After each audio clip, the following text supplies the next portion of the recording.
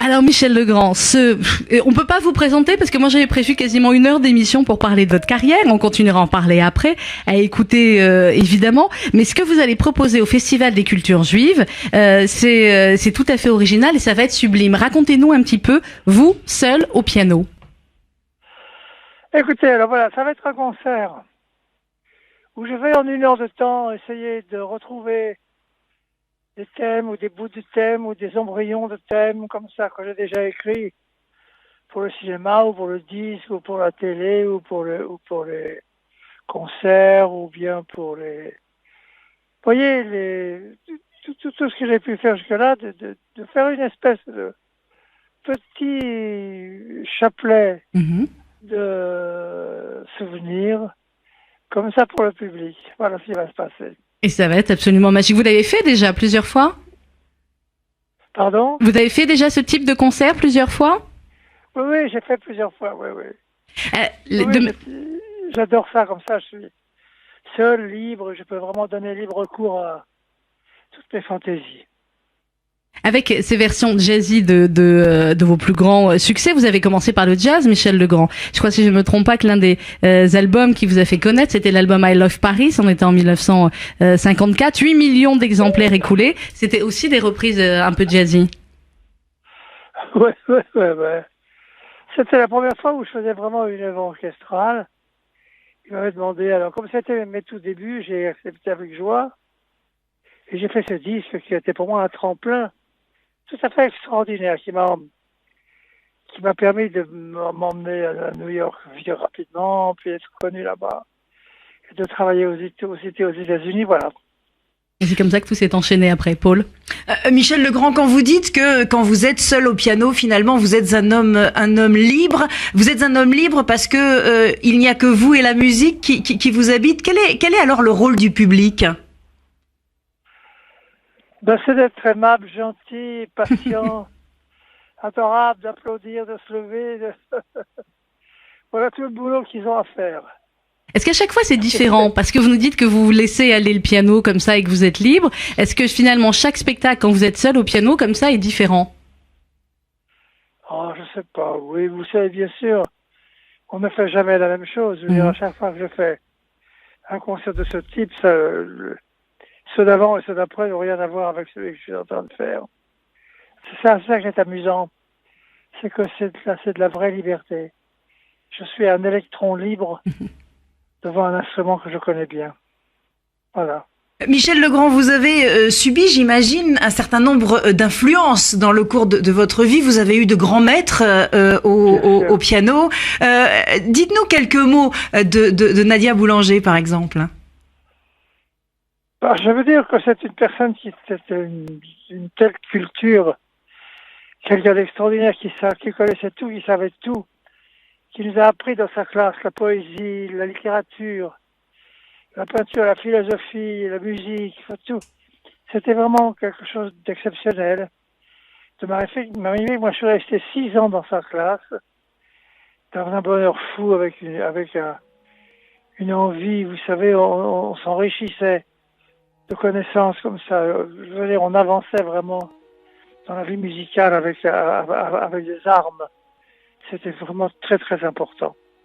Votre papa, Michel Legrand, était compositeur. Votre maman était la sœur du chef d'orchestre Jacques Elian, qui était d'origine arménienne. Qui vous a C'est mis en ça. premier devant un piano? Est-ce que vous vous souvenez de cette première fois au piano ou vous étiez trop petit?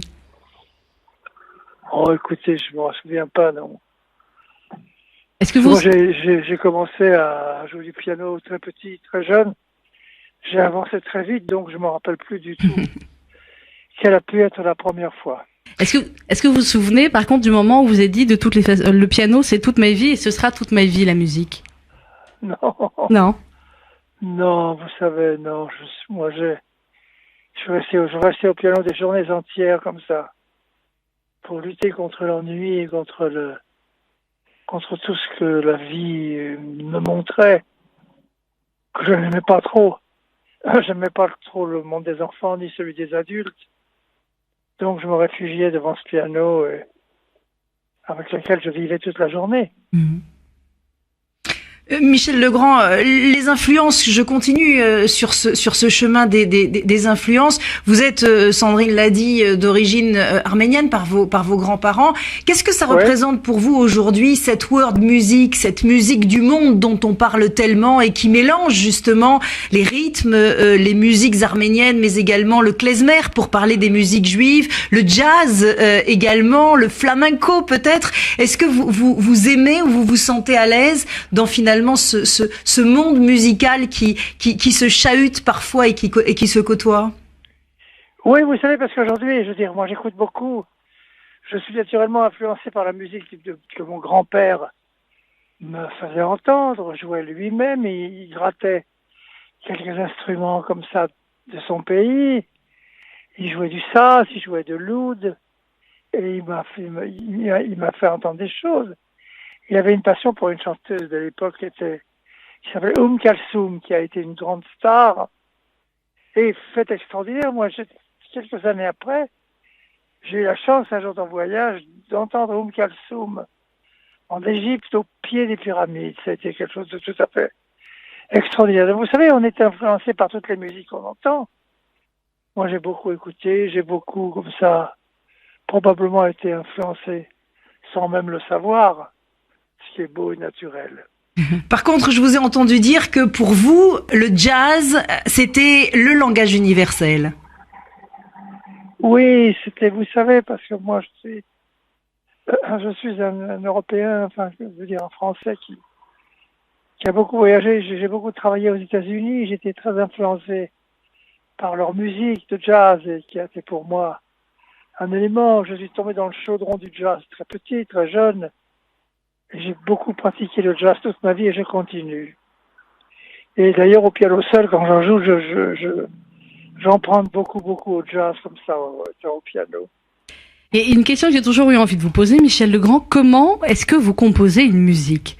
Vous mettez, alors vous nous avez parlé de la régularité au piano quand vous étiez petit, pendant des journées entières. Comment vous viennent ces musiques magiques?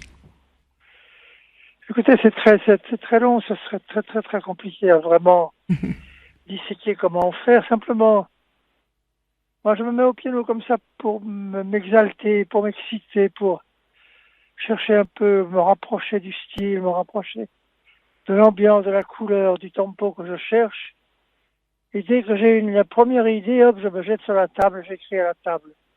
Je n'écris pas en jouant du piano. Voilà. D'accord. Donc d'abord le piano et ensuite l'écriture. Alors il y a quelqu'un avec qui vous avez pas mal travaillé. C'est son anniversaire aujourd'hui. Il a 92 ans. On souhaite un très beau et un merveilleux anniversaire à Charles Aznavour. Quelles étaient vos relations avec lui? Vous avez enregistré avec lui et travaillé avec lui, Michel Legrand? Oui, on a un petit peu travaillé ensemble une fois ou deux comme ça. Mais on prépare un grand disque qu'on va enregistrer au mois de septembre. C'est vrai? Oui, et on va ensuite faire une série de concerts ensemble avec Charles. C'est un scoop là?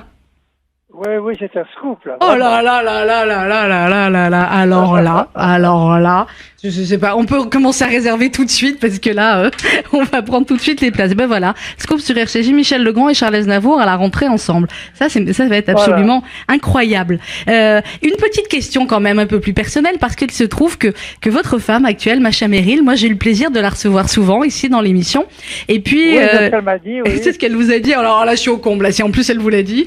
Et quand je l'ai reçue, Macha, je sais plus il y a combien de temps, c'était peut-être 4-5 ans, je l'avais trouvée encore plus belle que d'habitude, échangée, et je lui ai dit, Macha, tout a l'air d'aller bien, et elle me dit hors antenne, elle me dit, oui, j'ai retrouvé un amour d'enfance, enfin un amour d'adolescence, de jeune adulte, je peux pas vous en parler, on en parlera dimanche sur le canapé rouge de Michel Drucker, et je sentais qu'elle avait envie de me le dire, mais en même temps, bon voilà. Et quand j'ai appris que c'était vous, alors là, on était au comble du bonheur. Qu'est-ce que ça a changé de retrouver une femme aussi incroyable que Macha Merrill dans votre vie ces dernières années? Ça a été une révélation nouvelle. Vous savez, on s'est connus avec Macha il y a 50 et quelques années. Mm-hmm. Et puis on s'est aperçu, à travers l'amour qu'on avait l'un pour l'autre, qu'il était impossible qu'on le vive, parce que moi, j'avais de marier, j'avais deux petits-enfants, elle partait se marier aussi. Je veux dire, il y avait des circonstances qui fait qu'on a absolument décidé de ne pas vivre ensemble tout de suite. On s'est dit, peut-être, On vivra peut-être un jour, peut-être dans une autre vie, tout ça. Et dans la douleur, avec un courage fou, on s'est séparés en se promettant de ne pas se voir et pendant 50 et quelques années. En tout cas, 50 ans, on ne s'est pas vu du tout. On ne s'est pas recherché. On s'est aperçu comme ça dans notre métier commun 2 ou 3 fois, mais c'est tout. Et puis, il y a 4 ans, j'ai retrouvé Macha qui jouait au théâtre. Je suis allé la voir. Moi, j'avais laissé ma dernière compagne, elle aussi était seule. Nous étions donc libres l'un et l'autre. Et tout à coup, on a décidé de vivre notre jeunesse maintenant qu'on n'avait pas vécu à l'époque. Voilà. Et c'est beaucoup plus formidable parce que quand on est jeune, on se rend pas compte qu'on est jeune puisqu'on est jeune, puisqu'on est en train de vivre quelque chose. C'est longtemps après qu'on apprend, qu'on a appris à être jeune et qu'on le devient vraiment. Donc aujourd'hui, mon bonheur est comme ça. Et c'est une grande aventure. Et c'est une merveille. Eh bien, on est entièrement d'accord avec vous. Merci infiniment, Michel Legrand. Vous embrassez Macha très fort pour nous. J'imagine qu'elle sera là, évidemment. Vous pouvez compter sur moi. J'imagine qu'elle sera là, évidemment, le 7 juin, Macha Merrill, et tous ceux qui vont réserver très vite au Trianon. C'est une salle que vous connaissez bien, le Trianon, Michel Legrand? Un petit peu, oui, bien sûr. Mais c'est une très belle salle. Ça sera un cocon parfait pour vous, votre piano, votre génie absolu et votre musique. C'est génie. S'il y a bien des moments où il faut employer monstre sacré génie, c'est avec vous. Sinon, je vois pas avec qui d'autre. Paul. Michel Legrand, merci en tout cas infiniment. Voilà, vous nous avez fait un cadeau mais sublimissime ce matin. On va bien démarrer la semaine. Voilà, une semaine qui démarre mais qui ne peut pas mieux démarrer. On va écouter du Michel Legrand toute la semaine. Mais de toute façon, on en écoute déjà toute la semaine. Donc là, pas de grand changement. Merci Michel pour tout ce que vous faites pour nous, pour tout ce bonheur que vous nous apportez, pour toute cette musique formidable qui effectivement barre un peu les horreurs qui nous entourent pour nous amener dans votre monde, un monde de beauté, d'harmonie, un monde de rêve. Merci Michel Legrand. Merci beaucoup. Écoutez, vraiment, ça m'a fait très très plaisir de parler avec vous. Voilà, je vous dis donc à très bientôt. À très bientôt. À très bientôt. Au revoir. On n'arrive plus à lui dire au revoir maintenant. Le bonjour était tellement, c'était un tel bonheur, l'interview, que voilà, on n'arrive plus à lui dire au revoir. Le 7 juin prochain. Vous avez compris pourquoi il faut très très vite prendre vos places? Parce que les fans de Michel Legrand, ils sont dans le monde entier. Et je suis sûre qu'il y en a qui vont venir d'autres pays, ça c'est clair. Vous réservez tout de suite sur letrianon.fr, www.letrianon.fr ou au 01 44 92 78 05.